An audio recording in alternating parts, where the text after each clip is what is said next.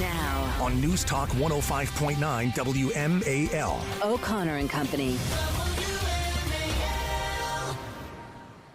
It is 7:06 now, Connor and Company. It's the second half. You know, we were done with halftime. It's time to now plow straight through to the Chris Plant Show in 120 minutes. It's Larry O'Connor alongside Patrice Onwuka. And coming up at 8:05, we're going to be speaking with Matt Foldy, talk about what he witnessed yesterday at the Hamassurrection on Capitol Hill. Good morning, Patrice. Good morning, Larry. Let's start with Joe Biden, President of the United States. Now, again, this was, I just want to point out, I was told that you're not supposed to criticize the President of the United States when he's overseas conducting foreign affairs, although it's one of those unwritten rules that only critics of Democrats are supposed to abide by. Something tells me they criticized Donald Trump when he was overseas conducting foreign affairs, and George W. Bush, and George Herbert Walker Bush, and Ronald Reagan. And, well, I'll just stop. You get the point. But yesterday, it was a Democrats who were undermining Joe Biden, like Rashida Tlaib and all the other leaders of the insurrectionists, as Joe Biden was in Israel conducting foreign affairs. Now, there were a couple of aspects of this that we would just want to echo for you. First, this whole question, we went and we tried to unpack this yesterday. And in fact, yesterday we didn't even have the video yet. You know, they say sunlight is the best disinfectant. It shows you what really happens. Well, when the sun rose in Gaza at that hospital that had been bombarded by Israeli rockets and bombs, it turned out not only was it not Israeli rockets and bombs, almost all the forensic evidence shows that it was an errant rocket from Hamas terrorists that were aimed at innocent Israelis, which nobody has a problem with, by the way. That's the sad part. But it not only that, but it didn't hit the hospital. It hit the parking lot of the hospital. Which you can imagine, I don't know, maybe it was full of people conducting, business, but I would think would not be as full as the hospital itself. No, the idea of 500 deaths, which continues to be it's funny. New York Post, New York Times, Washington Post, Wall Street Journal, and major networks, they've all stopped saying that Israel shot a rocket at the hospital. And they're not saying who's responsible, even though it seems pretty obvious who was responsible. But they keep continuing repeating the lie that 500 died or hundreds died. The source for that number is the propagandists with the Hamas terrorists. Obviously they should be believed, right? Believed all terrorists? Is that the new term? I still don't see evidence that hundreds died. But apparently it's still a humanitarian crisis of some sort. Joe Biden responded. But the point is this, that I was deeply saddened and outraged by the explosion at the hospital in Gaza yesterday. Did you notice the words explosion at the hospital? Again, the parking lot of the hospital. I don't know why you're outraged and saddened over that explosion versus all the other explosions that happen. But this has become this unrelenting big lie that everyone must express outrage and rent their clothing and wear ashes on their head over this one rocket. Where again, if the evidence is there that children at the hospital by the hundreds were killed in this explosion, I'm sad for those children, of course. I'm sad for any child who dies. I'm not seeing the evidence that any hundreds of anyone died at this parking lot explosion. Even worse, the evidence contradicts that. The evidence is suggesting that it's coming from terrorists killing the very people they claim to be protecting. So, come on now. President Biden, don't equivocate. Well, but he did, though, point out that the evidence suggests. And based on what I've seen, it appears as though it was done by the other team. Done by the other team? What team? Which team? No, God, why do they let him talk in public? The other team. He also said this. Well, at a moment like this, you want clarity from a world leader. Which is why you don't send Kamala Harris to stuff like this. Well, right? If Biden is the only alternative, I don't know what we got because, not since Franklin Roosevelt and we have nothing to fear but fear itself and John Kennedy, ask not what your country can do for you, or Ronald Reagan saying tear down this wall. Well, now we have Joe Biden. Years ago I asked the Secretary of State when he and I were working in the Senate to write something for him, and he said he wrote a line that I think is appropriate. He said, it's not, we lead, not just, I won't go into it, I'll wait later. Taking too much time. There you go. He couldn't remember. No, He couldn't remember it. Listen, I just feel I feel pity for President Biden, but I feel pity for the American people that he is our best representative on the world stage in a critical moment like this. Yeah, it says something. He also announced $100 million in funding for Gaza. Today, I'm also announcing $100 million of new U.S. funding for humanitarian assistance in both Gaza and the West Bank. There's no such thing as humanitarian assistance here because we know that the terrorists have taken their own water pipes, dug them up from the ground, and turned them into rocket launchers to kill Jews. To the Hamas terrorists who run Gaza, humanitarian efforts is kill Jews. That's the two go hand in hand. But we've just given them $100 million. And by the way, handing $100 million to Hamas and not flying back on Air Force One with the hostages that Hamas is holding is unspeakably incompetent. So we now have a new level of hostile of how terrorists can operate when it comes to hostages. No longer do you even need to turn them over. Now you can just nab them and then keep the cash. By the way, someone made an interesting point. If we really want to make sure that the aid goes to these people who are in Gaza, why not send the aid to Egypt and then ensure that they get out of Gaza and the aid doesn't get into the hands of Hamas and the terrorists? Well, the answer is because the Egyptians don't want to have anything to do with them. Well, that's you go. Why. But that's way too logical, Patrice. You'll never work in government. On the plane flying back, Biden was even more terrifying, frankly, rambling relatively incoherently. You can barely hear him. By the way, he looked awful, and everyone's saying, "Well, he's tired. He's tired from all the traveling." He looks sick. He does something. He looks unwell. I'm sorry. He looks unwell. Somebody said, this is the first president in decades to visit two active war zones. That's great. Good for him. You know what I prefer? I prefer a president whose foreign policies don't encourage active war zones. Exactly. Because neither of these areas were active war zones under the last guy. Good point. Biden, although people said it would have been World War III under Trump. Right. Didn't see that. Sure, it looks a lot more like World War III right now. Reporter asks, you were blunt with the Israelis. About what exactly? You said you were very blunt with the Israelis on the need to get humanitarian aid to Gaza, or what exactly? On everything. What's he laughing at? I don't know. He was then asked, because the summit had been canceled to help to get Jordan and Egypt to actually take on refugees, he was asked if he thinks it was even necessary for him to come to Israel. Do you think it was necessary for you to come here to get this deal done? Was the in-person diplomacy aspect really important here? What do you think? I'll you answer that. You joke. Well, there's angry, hostile, bitter Biden showing up. Yeah, there you go. What do you think? I was going to call somebody a dog-faced pony liar soldier. He was then asked one last time, tell us about the evidence you saw, because they're fixated. The reporters are fixated on this hospital. It's a parking lot. Again, until I see better evidence, no one has shown me a hospital in ruins. I've only seen a parking lot in ruins with a freestanding hospital right next to it. But they're obsessed with this. They said, where did you see the evidence? Who told you that this wasn't an Israeli bombing? And I'm not suggesting that Hamas deliberately did it either. It's that old thing, got to learn how to shoot straight.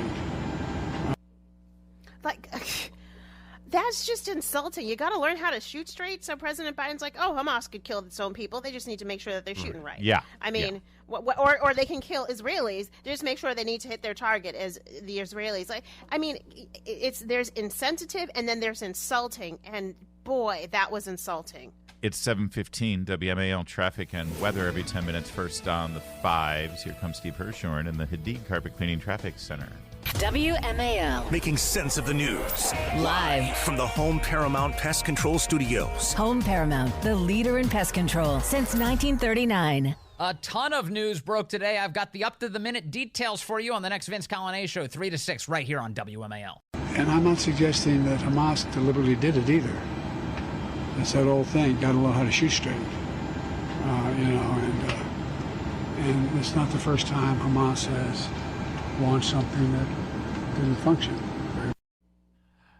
Got to learn to shoot straight, Hamas. Shoot straight. Yeah, if you're gonna aim at Israel, you got to make sure those rockets hit our allies, the Jews. Come on, why are you messing around? If you want to kill Jews, kill Jews. What? Remember that time that Donald Trump made a joke about wanting to shoot straight when he was referring to terrorists killing? Oh no, he didn't do that, did he? And I remember the media reaction to things that Trump did do, but Biden gets a pass because he's our guy, he's our imbecile. Well, not just that it's Biden and he's a Democrat, but it's because he's a Democrat, and any other Democrat could also say the same boneheaded things and get away with it, but not a Republican, and particularly not Trump, who has drawn a lot of Democratic support away from them. So. Yeah, it's funny. Trump never had to make a statement about a deadly terrorist attack against innocent Jews in Israel because it didn't happen when he was president. He actually had a clear, cohesive foreign policy when it came to Israel. He let the entire world know, we are taking sides. We're on the sides of the democracy. We're on the sides of the people who embrace freedom of religion and freedom of choice and freedom of everything. They are our allies. And if you want to be friends of America, you'll be friends with Israel. And guess what? Arab nations signed peace agreements with Israel because of it. Yeah. Equivocating and say, the anti-Semitic terrorists, Nazis have a point. That only breeds violence. Well, it does, because that's all the foothold they're looking for. They want to find any useful idiots they can in the media, in academia, in politics that they can. And so, and I think to my list of third, if you make anti-Semitic or even slightly off-color Jewish jokes, you can get away with it. And that is exposed if you're a Democrat, but it exposes that there's anti-Semitism in the media, even when they're I watched some CNN reporters trying hard to really paint the strike that hit the hospital region as Israel, or that I haven't seen enough evidence to suggest otherwise. I mean, come on now. These reporters themselves are that anti-Semitic. They're looking for it. They're hospital truthers now, is what they are. Hospital truthers. All right. Listen, it's funny when you said, if you're looking in the Democratic Party or in the government or in academia at that's a target-rich environment to find people who are hostile to the Jewish people and to the Israeli government. Idiots. There's a whole lot of useful idiots in those realms. The useful idiot in chief, Joe Biden, will be addressing the nation tonight at 8 p.m. And we're told that the prepared teleprompted remarks, will be about Israel and Ukraine. Now, why? What has Ukraine got to do with this? I was wondering the same thing. I'll tell you exactly what it does. Okay. He's going to wrap up U.S. funding and aid for Israel with funding for Ukraine. I've been saying this for months now, that if the Biden administration wants one more cent given to Ukraine, it needs to be a standalone bill, so everyone in Congress and the Senate votes up or down on one item and one item only. Funding for Ukraine, not associated with hurricane relief, not associated with storm relief or anything like that. And now what are they going to do? They've been waiting, and now they got something. They're going to wrap the two together. So if you vote no on Ukraine funding, you're voting no on Israel. It's so cynical, and it's despicable. I mean, Democrats. All right, coming up in a moment, if you don't like Joe Biden giving remarks at times like this, the alternative from the executive branch seems to be Kamala Harris, and we'll give you one of her finest public speaking moments. It just happened yesterday, and we'll share it with you next. Years ago, I asked the Secretary of State when he and I were working in the Senate to write something for him, and he said, he wrote a line that I think is appropriate. He said, it's not, we lead, not just, I won't go into it. I'll wait later. That's again, heroic words from our commander-in-chief. That'll be on the monument. That'll be one of the quotes on the monument that we give with him, along with, life, liberty, and, the thing, stuff like that. Words that will change the trajectory of human history. But here's the problem. It's like, oh, God, we've got to be able to do better than this guy, right? So you always look at number two. You look at the vice president. How's that working out? And we will continue to work forcefully to protect our fellow countrymen and women and people. Wait, are men and women not people? Am I missing? I would have thought men and women, children, aliens, animals. I think what happened here is that she got caught in the intersectionality trap. right? We're gonna forcefully protect our fellow countrymen. And then she realized, oh wait, I can't say countrymen and women. Oh crap, that probably offended someone too. Okay, just people, country people. But of course, if you identify as an animal, what are you going to do? See, this is exactly. You're trapped no matter what. And we will continue to work forcefully to protect our fellow countrymen and women and people, and do exactly what we know is important at this moment in terms of standing with people and fighting for unity and dignity for all people. There you go. So I think she covered it all. She just, what about people who are aliens, okay? What about the aliens that live among us? They have just been offended. Yeah. She left them out. I know. It's right? She's going to get canceled any moment now. But these are where do we find leaders like this, honestly? Oh, my goodness. Can we send them back? And we will continue to work forcefully to protect our fellow countrymen and women and people. And do exactly what we know is important at this moment in terms of standing with people and fighting for unity and dignity for all people. Do you ever wonder that the staff says, "All right, I'm going to write people 7 times in one sentence in her remarks. You give me $20 for every time I can get her to say people." I'm more hung up on what she said afterwards, like dignity and unity. I mean, come on. Could you get more vanilla than that? No. Well, now you're going to get in trouble for that one. And fighting for unity and dignity for all people. It's 7:30. WMAL-FM, Woodbridge, Washington, a Cumulus media station. Making sense of the news. News Talk 105.9. News. Now. On News Talk 105.9 WMAL. O'Connor and Company. It's 7:37 now. Thanks for tuning into O'Connor and Company on this very significant Thursday morning. Coming up at 8:05, Matt Foldy. You can find his byline at The Spectator, amongst other august publications. He was there on Capitol Hill doing his job when a Hamas-surrection broke out, and he will give us blow-by-blow of what he saw. I'm Larry O'Connor, alongside Patrice Onwuka. Good morning, Larry and company. I think our company today is our listeners, our loyal listeners. They're always part of it. Absolutely. They are. They're part of what we do here, and they've been very active on social media. I've seen you interacting with them over there at thex.com. By the way, when we talk to Matt Foldy at 8, we might also ask him about the other events on Capitol Hill yesterday. You know, the whole vote for a speaker thing, which failed again. Jim Jordan, who is the leading candidate amongst the Republican conference to be speaker, fell short, with 22 Republicans voting for other people, including a vote for John Boehner. Someone needs to explain this to me. You need to explain it to me, too. I don't understand what these folks are doing now. Yeah. That was Mike Kelly, by the way, who voted for former Speaker John Boehner. The 22 Republicans voted for Kevin McCarthy, Byron Donalds, Tom Emmer, Lee Zeldin, who is no longer in Congress anymore, Steve Scalise, Mike Garcia, fine congressman. But again, people are getting votes. Like Mike Garcia is getting a vote for Speaker, and Mike Garcia is voting for Jim Jordan. So, I mean, it's like, what's happening?